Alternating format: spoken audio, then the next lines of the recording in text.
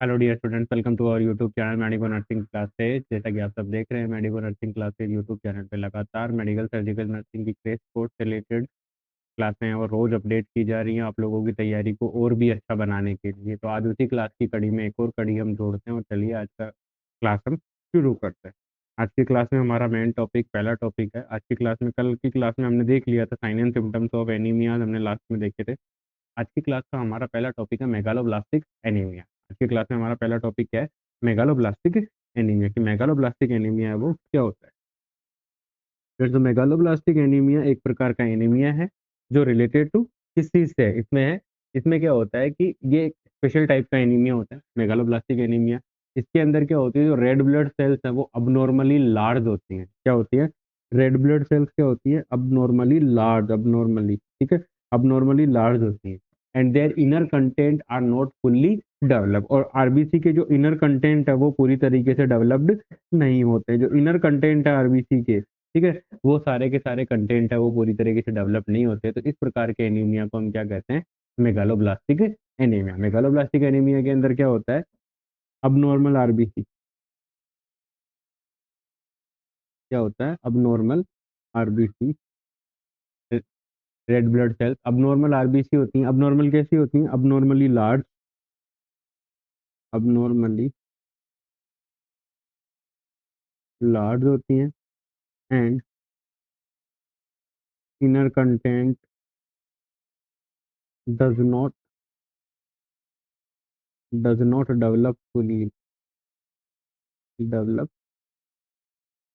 Fully. और इन इसके inner content है वो पूरी तरीके से डेवलप्ड नहीं होते हैं। तो उसे हम क्या कहते हैं? Megaloblastic anaemia. और मेगालोब्लास्टिक एनीमिया का मेन इंपॉर्टेंट जो कोज है वो क्या है student? Deficiency of vitamin B12 है। Deficiency of vitamin B12 and folic acid. याद रखिएगा, इंपॉर्टेंट एमसीक्यू यहाँ से आप लोगों के लिए बन सकता है कि मेगालोब्लास्टिक एनीमिया के अंदर कौन से विटामिन और विटामिन की डिफिशियंसी होती है। तो विटामिन B12 और फोलिक एसिड दोनों की डिफिशियंसी होगी तो उस कंडीशन के अंदर क्या होगा? मेगालोब्लास्टिक एनीमिया है वो देखने को मिलता है। ये है आप लोगों के लिए एमसीक्यू, ठीक है। एमसीक्यू आ सकता है। इंपॉर्टेंट पॉइंट है कि मेगालोब्लास्टिक एनीमिया के अंदर विटामिन B12 है और फॉलिक एसिड की डिफिशियंसी होती है। किसकी डिफिशियंसी होती है? विटामिन B12 है और फॉलिक एसिड की डिफिशियंसी होती है। आई होप आप लोगों को ये क्लासें वो समझ में आ रही होंगी। कोई भी डाउट हो तो प्लीज आप कमेंट सेक्शन में जरूर पूछिए, मैं डेफिनेटली उसका आंसर करूँगा। नेक्स्ट हम देखते हैं हीमोलाइटिक एनीमिया। नेक्स्ट हम देखते हैं हीमोलाइटिक एनीमिया। नेक्स्ट हमारा जो टाइप है एनीमिया का वो टाइप आया है हमारा हीमोलाइटिक एनीमिया। तो हीमोलाइटिक एनीमिया जैसे कि नाम से ही पता चल रहा है, हीमोलाइटिक एनीमिया मतलब hemolysis of, hemolysis of RBC. RBC का हीमोलाइसिस और ब्रेकडाउन ऑफ आरबीसी क्या है? Breakdown of, breakdown of RBC. RBC का क्या हो रहा है? ब्रेक डाउन हो रहा है। तो उस कंडीशन के अंदर क्या होता है? आरबीसी अगर ज्यादा टूट रही है, टूटेंगी तो वहां पे क्या होगा? आरबीसी का काउंट कम होगा। आरबीसी का काउंट कम होगा तो हीमोग्लोबिन भी कम होगा और वो कंडीशन चली जाएगी एनीमिया की तरफ। ठीक है स्टूडेंट, एनीमिया की तरफ वो कंडीशन चली जाती है। तो हीमोलाइटिक एनीमिया के अंदर क्या होता है? जो आपकी रैंडम जो रेड ब्लड सेल्स हैं, हेमोलाइटिक एनीमिया के अंदर क्या होता है? जो रेड ब्लड सेल्स होती हैं वो डिस्ट्रॉय होती है faster than the body replace.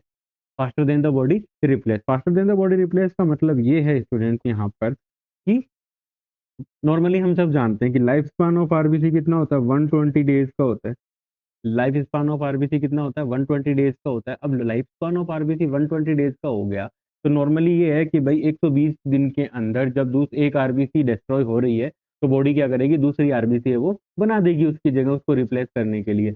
But in case of haemolytic anaemia, but in case of haemolytic anaemia, haemolytic anaemia के अंदर क्या होता है स्टूडेंट्स? ये 120 दिन कंप्लीट नहीं होते उससे पहले आरबीसी क्या हो जाती है? ब्रेक डाउन हो जाती है। किसी भी इटियोलॉजिकल फैक्टर की वजह से आरबीसी है वो ब्रेक डाउन हो गई। अब किसी भी इटियोलॉजिकल फैक्टर की वजह से आरबीसी अगर ब्रेक डाउन हो गई है तो उस सिचुएशन के अंदर क्या होगा स्टूडेंट्स? एनीमिया आ जाता है। ठीक है, RBC break down, RBC destroy before it replaced by, before it replaced, before it replaced by the new RBC. जो दूसरी नई आरबीसी है के आने से पहले या उसके द्वारा रिप्लेस करने से पहले ही आरबीसी क्या हो गई, टूट गई। आरबीसी टूट गई तो आरबीसी का काउंट कम हो गया और वो कंडीशन क्या कहलाती है, एनीमिया हो जाएगा। अब ये कंडीशन कौन कौन से केसेस के अंदर डेवलप होती है, ध्यान रखना। हिमोलाइटिक एनीमिया के जो क्लासिकल एग्जाम्पल है या जो क्लासिकल उसके जो कोज है वो कौन से हैं, आर एच इनकॉम्पेटिबिलिटी, पहला कोज है उसका R H incompatibility.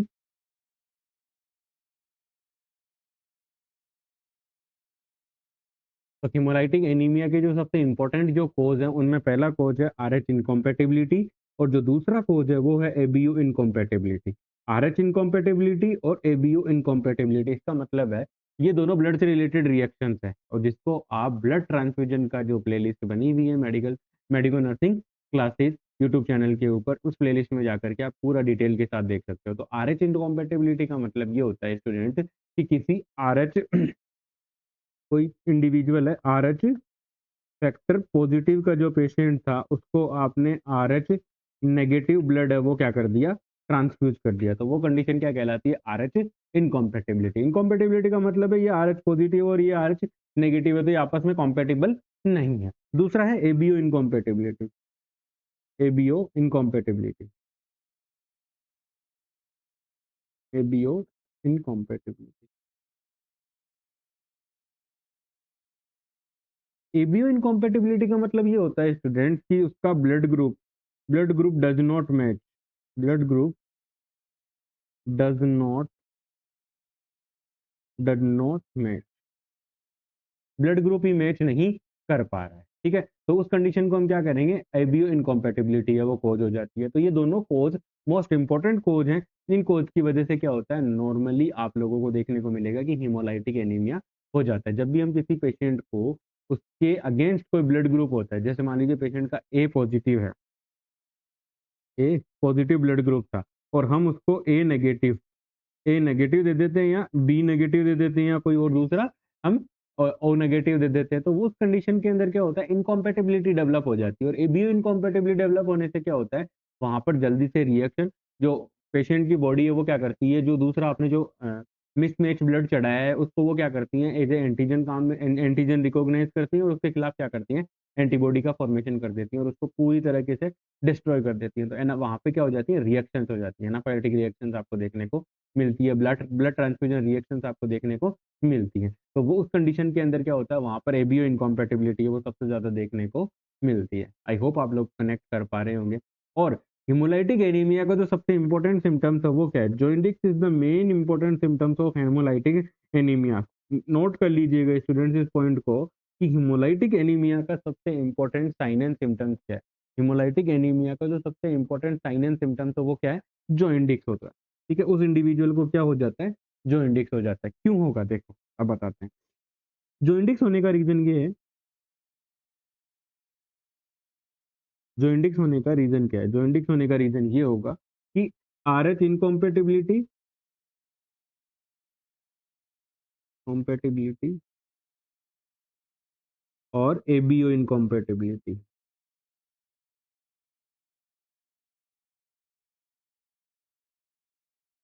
R H incompatibility और एबीओ इनकॉम्पेटिबिलिटी होने की वजह से क्या हो रहा है स्टूडेंट, आर एच इनकॉम्पेटिबिलिटी और एबीओ इनकॉम्पेटिबिलिटी होने की वजह से वहां पर क्या होगा, रिएक्शंस होंगी, और रिएक्शंस होने की वजह से क्या होगी, आरबीसी जो वो क्या हो जाएंगी, डैमेज, क्या होंगी, आरबीसी डैमेज होगी, डैमेज हो गया। अब आरबीसी डैमेज हुई है तो आरबीसी के अंदर क्या है, हीमोग्लोबिन, हीमोग्लोबिन आरबीसी के अंदर क्या है, हीमोग्लोबिन। अब ये हीमोग्लोबिन है वो ब्रेक डाउन हो जाएगा, ब्रेक डाउन ऑफ हीमोग्लोबिन होगा यहाँ पे, ब्रेक डाउन ऑफ हीमोग्लोबिन को मैं लिखूंगा एच बी, यहाँ पे एच बी परसेंटेज लिख दिया, हीमोग्लोबिन का ब्रेक डाउन होगा। तब हीमोग्लोबिन ब्रेक डाउन होकर कहाँ कहाँ टूटेगा, हीम प्लस ग्लोबुलिन या ग्लोबिन, तो ये तो आ गई आपकी प्रोटीन। तो ये तो और दूसरे प्रोटीन सिंथेसिस के अंदर काम आ जाएगी, या प्रोटीन से बनने वाले हार्मोन वगैरह हैं, एंजाइम्स वगैरह, उनमें काम आ जाएगी। अब ये जो हीम है उसको बॉडी से क्या निकालना पड़ेगा, बाहर निकालना पड़ेगा, बॉडी से बाहर निकालना पड़ेगा। तो ये टूटेगा बिलरुबिन के अंदर, ठीक है, बिलवर्डिन,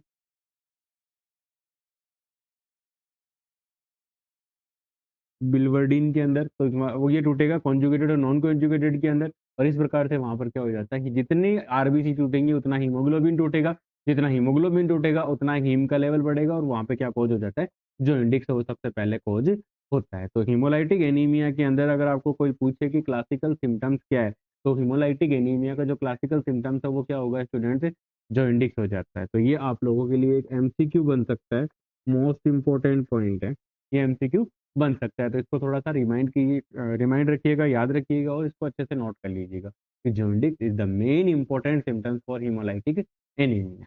ठीक है, चलते हैं अपने नेक्स्ट पॉइंट पे। Next point, iron deficiency anaemia. इस क्लास के अंदर या इससे एक दो क्लासेस जो पहले आई उन क्लासों के अंदर हम क्या पढ़ रहे हैं, ब्लड रिलेटेड डिसऑर्डर पढ़ रहे हैं। क्या पढ़ रहे हैं, ब्लड रिलेटेड डिसऑर्डर। तो स्टूडेंट आप थोड़ा सा ध्यान से पढ़िएगा, क्योंकि बहुत बार ब्लड रिलेटेड डिसऑर्डर से भी आपको नॉर्सेट है, ईएसआईसी है, एसजीपीजीआई की एग्जाम आने वाली, उनमें आपको देखने को मिल सकता है कि आप वहाँ पे क्या देखोगे, आप वहाँ पे देख सकते हो कि वहाँ पे आपको एनीमिया से रिलेटेड या ब्लड डिसऑर्डर से रिलेटेड आपको क्या देखने को मिल सकते हैं, एमसीक्यूज देखने को मिल सकते हैं। तो आयरन डिफिशियंसी एनीमिया की बात करते हैं अपन बात करते हैं iron deficiency anaemia. Iron deficiency anaemia की बात करें तो आयरन डिफिशियंसी एनीमिया पता ही लग रहा है, due to the deficiency of iron, due to deficiency due to deficiency of iron, iron की डिफिशियंसी होने की वजह से वहाँ पे क्या हो रहा है, एनीमिया। और iron deficiency anaemia is the most common type of anaemia, is the most common type of anaemia.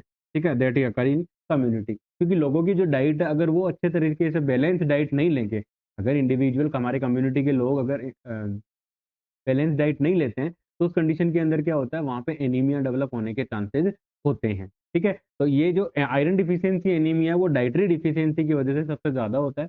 और जब कोई आपसे ये पूछे कि most common type of anaemia कौन सा है, तो वो कौन सा है, iron deficiency anaemia is the most common, is the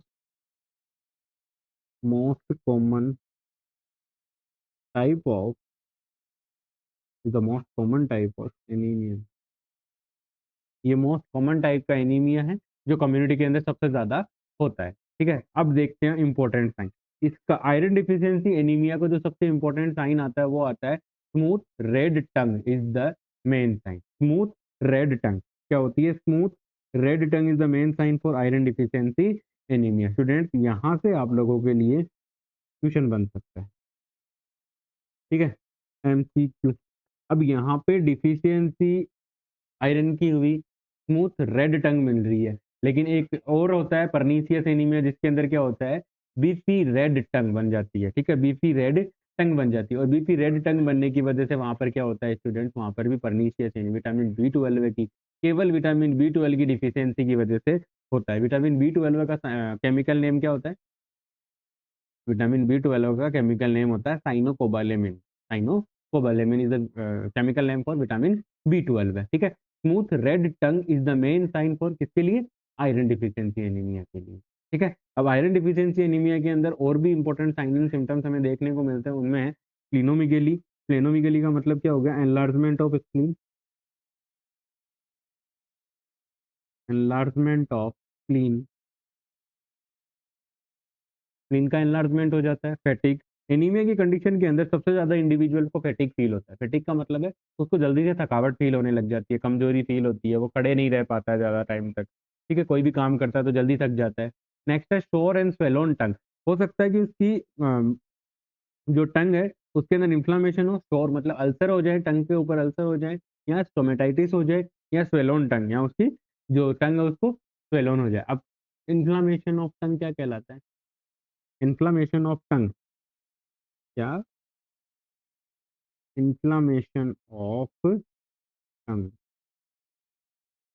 inflammation of टंग वो क्या कहलाता है स्टूडेंट, इन्फ्लामेशन ऑफ टंग कहलाता है ग्लोसाइटिस।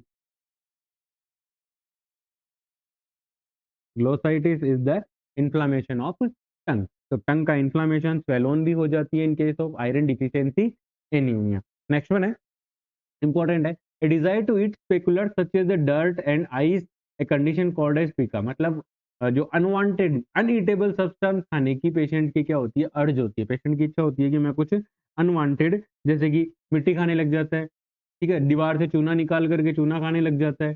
ठीक है, तो वो सारे क्या होते हैं, उस कंडीशन को हम कंसिडर करते हैं पीका के अंदर, और पीका प्रेगनेंसी के अंदर भी देखने को मिलता है। प्रेगनेंसी में भी देखने को मिलता है, और ये क्या होता है, एक चाइल्ड डिसऑर्डर भी होता है ये, ईटिंग डिसऑर्डर के अंदर आता है, ईटिंग डिसऑर्डर। तो ये इंपॉर्टेंट है पीका से रिलेटेड, कि पीका का मतलब होता है अनईटेबल सब्सटेंस, अनवांटेड ईटेबल सब्सटेंस को खाने का क्या करता है, इंडिविजुअल का मन करता है, तो वो कंडीशन क्या कहलाती है, पीका कहलाती है, पीका पाइका जो भी प्रोनाउंसिएशन आप करते हो। ठीक है, तो ये है अपना आयरन डिफिशियंसी एनीमिया। अब थोड़ा सा मैं आप लोगों को आयरन के बारे में बताना चाहूंगा कि आयरन होता क्या है। ठीक है, आयरन मोस्ट कॉमन जो आयरन का हमारा सोर्स ऑफ है, वो तो डाइटरी सोर्सेज से हम आयरन लेते हैं। कहाँ से लेते हैं, डाइटरी सोर्सेज से। ठीक है, तो सबसे पहले तो हम बात करते हैं आयरन का एब्जॉर्प्शन कहाँ होता है, आयरन का एब्जॉर्प्शन कहाँ होता है, सॉरी,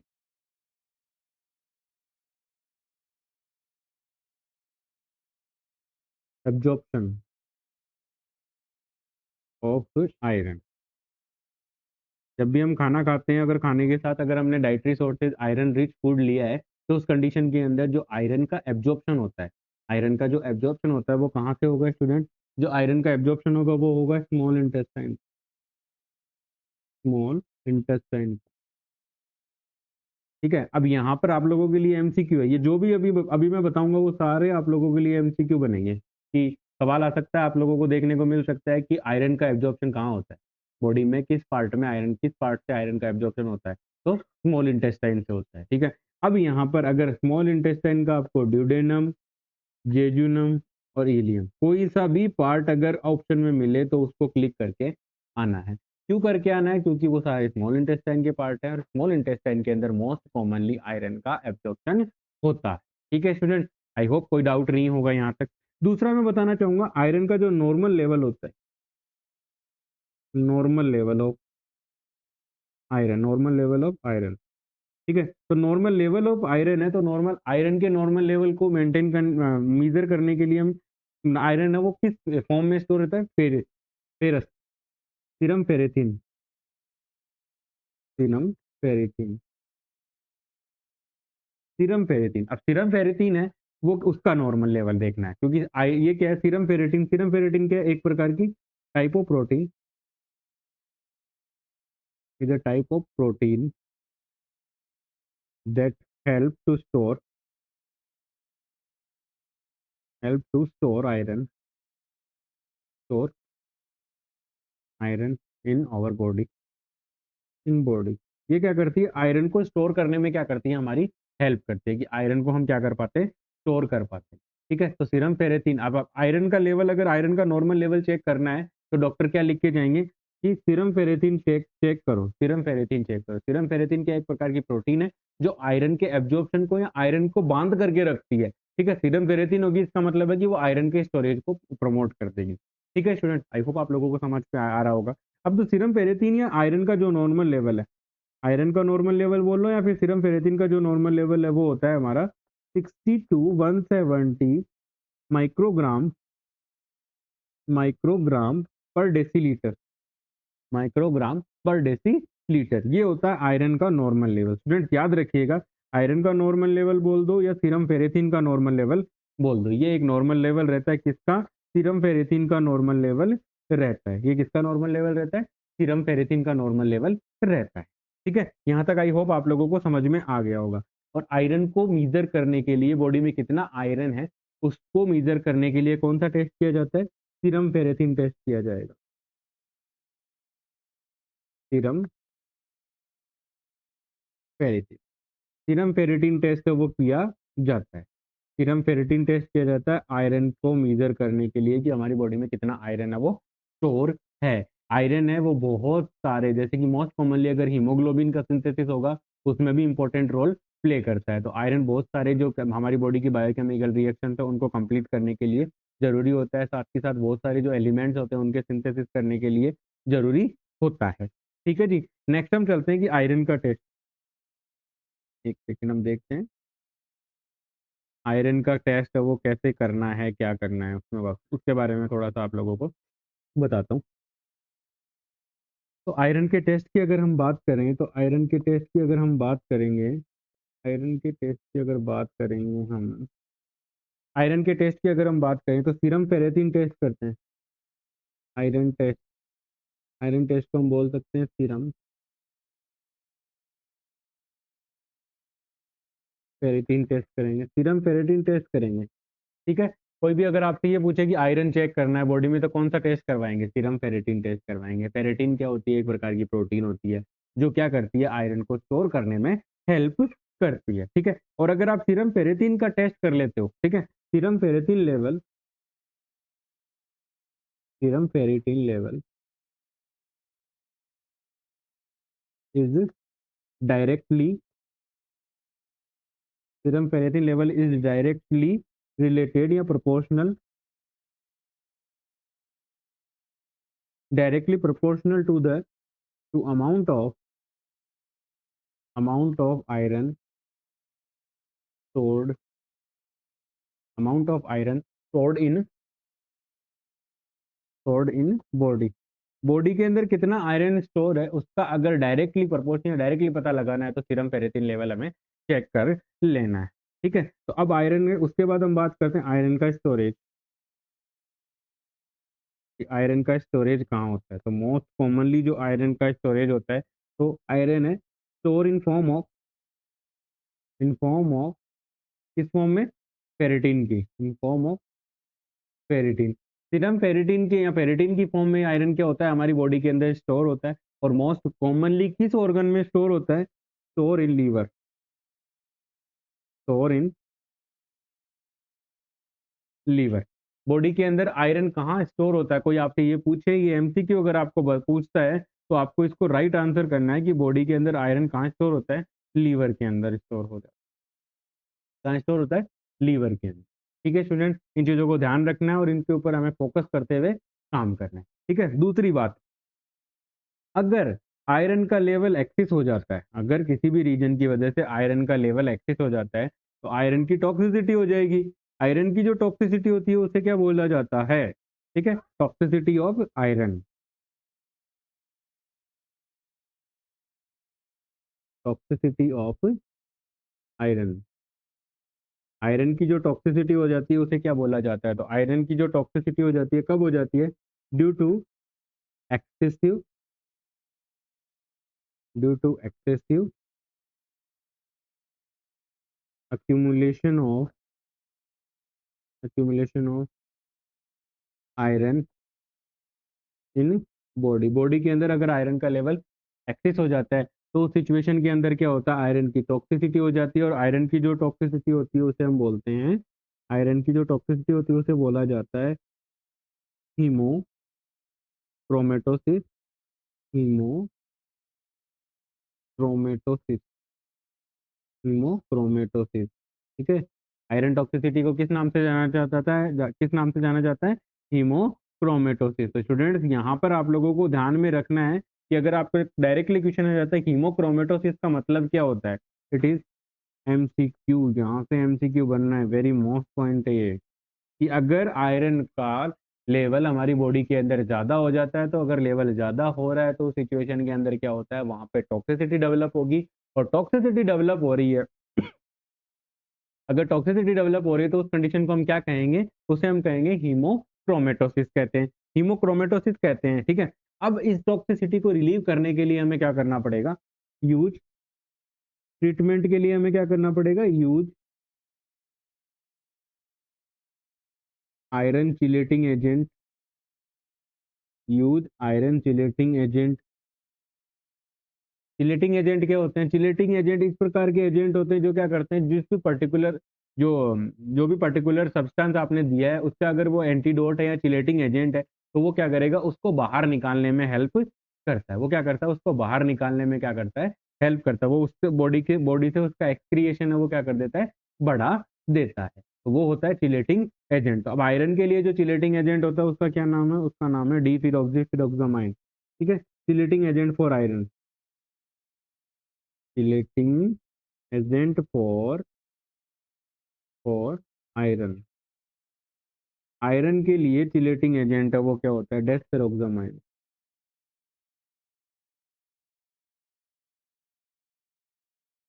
डेस्पिरोक्सामाइन।